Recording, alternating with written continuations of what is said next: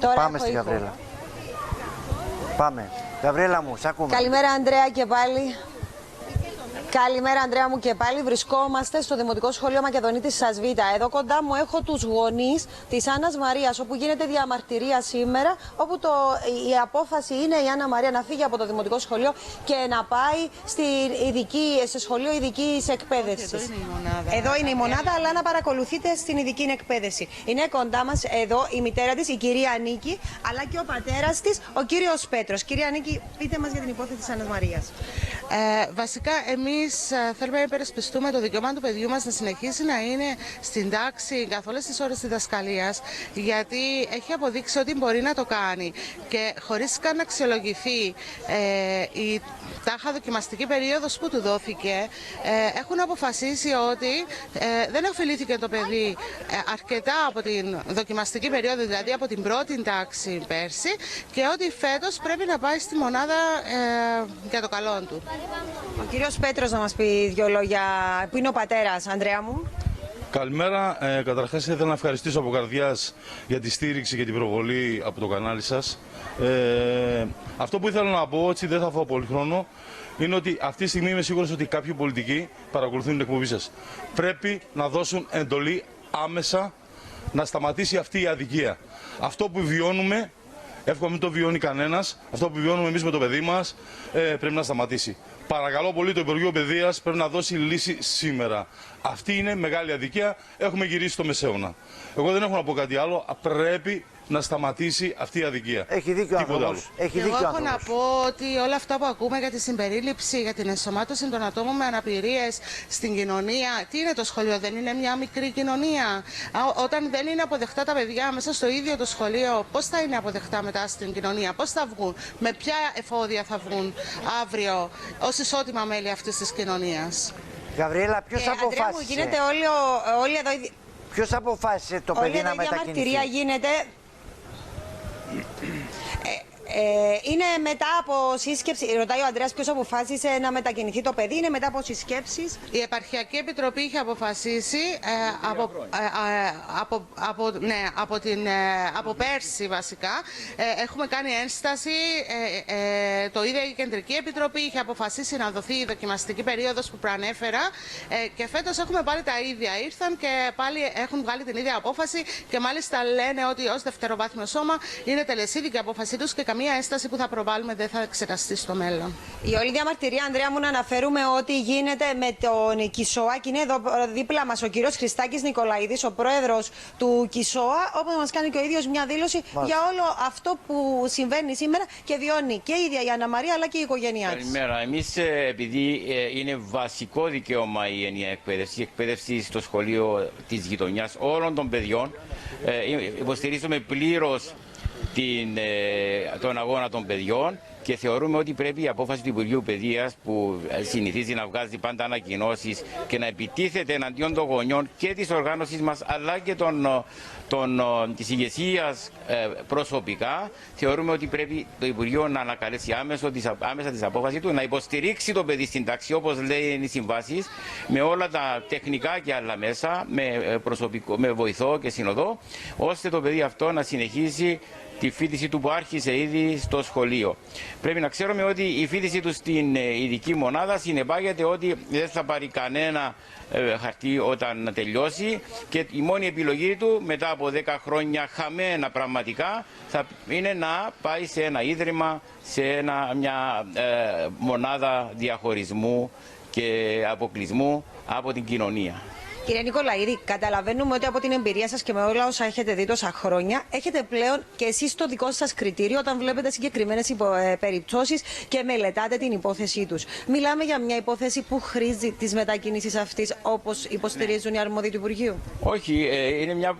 Αν και δεν θέλω να συγκρίνω με περιπτώσεις. Δεν μιλάμε για σύγκριση. Αυτισμού, ξέρω εγώ, αλλά το παιδί αυτό είναι επικοινωνεί, συμμετέχει στην τάξη, είναι σε πολύ καλή κατάσταση σε εισαγωγικά και μπορεί να συμμετέχει απρόσκοπτα στην τάξη. Απλώς επειδή έχει ληφθεί μια απόφαση δεν την έχουν ξαναδεί, μάλιστα δεν γνωρίζουν. Υπάρχουν εκθέσεις του σχολείου που μιλούν ότι έκανε πρόοδο αυτά τα 1,5 χρόνια. Δεν έχουν ρωτηθεί ούτε οι δασκάλοι του παιδιού σχετικά. Είναι παρανομίες, παρατυπίες. Είναι πολύ αντιδημοκρατική αυτή η πολιτική και η στάση του Υπουργείου, θεωρούμε, που οδηγά παιδιά στην εξόντωση, και ιδιαίτερα την Άννα Μαρία που ήρθε εδώ σήμερα και ζητά να δει τις συμμαθήτριες της, αλλά δεν μπορεί να τις δει. Το μόνο που έχει να κάνει είναι να πάει σε μια μονάδα με 3-4 άλλα παιδιά σε δομές διαχωρισμού και αποκλεισμού. Ναι. Γι' αυτό ρώτησα, Γαβριέλα. Αντρέα, μου καταλαβαίνεις. Γι' αυτό ρώτησα Παρακαλώ. ποιος παίρνει τις αποφάσεις. Γιατί οι πρώτοι που θα είχαν άποψη είναι οι δασκάλοι της. Για την πρόοδο και την εξέλιξη του μωρού. Είναι αυτό που μας έχει πει και η μητέρα της Άννας Μαρίας, ότι δυστυχώς οι δασκάλοι είχαν μια άλλη άποψη όσον αφορά τα όλα όσα συζητήθηκαν στο τραπέζι και πάρθηκε η συγκεκριμένη απόφαση, και αυτό είναι που ήδη δεν κατανοούν που πάρθηκε αυτή η απόφαση. Είναι εδώ και δεν ξέρω αν έχουμε χρόνο για να πλησιάσουμε και την κυρία Γιούλα Πιτσάλη, για να μας πει και... Μάλιστα, να μου επιτρέψεις να πλησιάσουμε την κυρία Γιούλα Πιτσάλη, Ανδρέα μου. Κυρία Πιτσάλη, συγγνώμη, βρισκόμαστε στον αέρα με τον Ανδρέα Δημητρόπουλο για τη συγκεκριμένη διαμαρτυρία. Η Άννα Μαρία βρίσκεται εδώ μαζί με άλλα παιδιά του σχολείου αλλά και με γονείς, όπου διεκδικεί, αν θέλετε, το αυτονόητο. Βέβαια το αυτονόητο.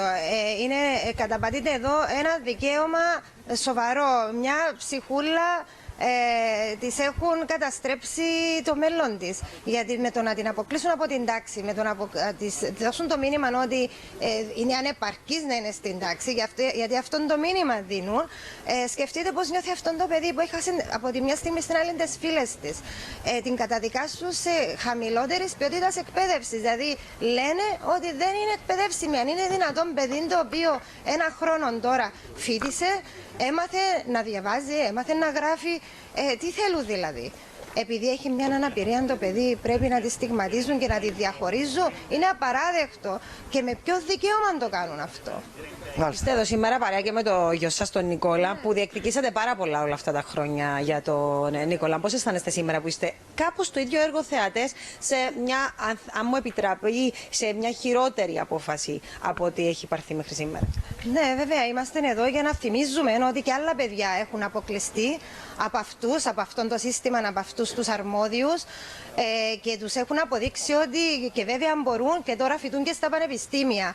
Άρα, ναι, ο Νικόλας ήθελε να είναι εδώ για να δώσει με το παρόν του να υπενθυμίσει ότι αυτές οι αποφάσεις όχι μόνο δεν ευσταθούν, είναι και παράνομες, αλλά είναι και λαθασμένες. Ελπίζω να σταματήσει όλο αυτό, άμεσα να ανακληθεί απόφαση και να πάει το παιδί του στο θρανείο του μαζί με τις φίλες της, να του δοθεί το δικαίωμα που έχουν όλα τα παιδιά. Μάλιστα. Ευχαριστούμε πολύ. Ανδρέα μου, συνεχίζει να μαζεύεται εδώ ο κόσμος. Βλέπουμε να καταφθάνουν και βουλευτές. Μέχρι στιγμής είναι ο κύριος Χριστόφιας από το ΑΚΕΛ. Δεν ξέρω αν θέλει να μας πει δύο λόγια για την παρουσία σας σήμερα εδώ. Η Άννα Μαρία διεκδικεί τα αυτονόητα. Καλημέρα σας. Είναι ακατανόητα κάποιες αποφάσεις της Επιτροπής του Υπουργείου Παιδείας. Είναι γενικότερο το θέμα. Το συζητούμε πολύ συχνά και εντατικά στην Επιτροπή Παιδείας της Βουλής, με το αρμόδιο Υπουργείο. Το συνολικότερο ζήτημα αυτών των παιδιών, των αξιολογήσεων τους, κατά πόσο θα πρέπει να είναι σε ειδικές μονάδες ή να συμμετέχουν μαζί με όλα τα άλλα τα παιδιά. Εμείς έχουμε ξεκάθαρη θέση ως ΑΚΕΛ ότι πρέπει να υπάρχει ενιαία ειδική εκπαίδευση με τρόπο που αυτά τα παιδιά θα μπορούν να αποτελούν μέρος του κοινωνικού συνόλου. Είναι βοηθητικό και για τα ίδια, είναι βοηθητικό και για τα υπόλοιπα παιδιά, για να εμπεδώνεται και η κουλτούρα της αποδοχής, της διαφορετικότητας. Δηλαδή είναι όλα προς όφελος όλων. Γι' αυτό δεν μπορούμε να κατανοήσουμε τη συγκεκριμένη αποφάση και το συγκεκριμένο κορίτσι. Θα ζητήσουμε λεπτομέρειες και εξηγήσεις από το Υπουργείο Με την Μάλιστα. ελπίδα ότι θα υπάρχει μια λογική εξήγηση και αν δεν υπάρχει να διορθωθεί το Μάλιστα. λάθος. Σας ευχαριστώ Γαβρέλα πάρα μου, πολύ. σε Ανδρέα μου, ευχαριστούμε. καταλαβαίνεις. Περιμένουμε την αντίδραση του Υπουργείου και το τι θα γίνει στην περίπτωση αυτή. Μάλιστα, ευχαριστούμε πάρα πολύ. Καλή επιστροφή. Αυτά είναι, φίλες και φίλοι, για τα αυτονόητα διαμαρτύρονται οι άνθρωποι. Λοιπόν, να καλωσορίσω εδώ στην εκπομπή μας τον κύριο Χριστόδουλο Πρωτοπαπά. Καλή σήμερα, κύριε Πρωτοπαπά. Καλημέρα σας, Τώρα κύριε τι είναι Δημητρόπουλε, σήμερα, καλημέρα στους τηλεθεάτες. υποψήφιος πρόεδρος ή επικεφαλής του επιτελείου του κυρίου Μόρφου, του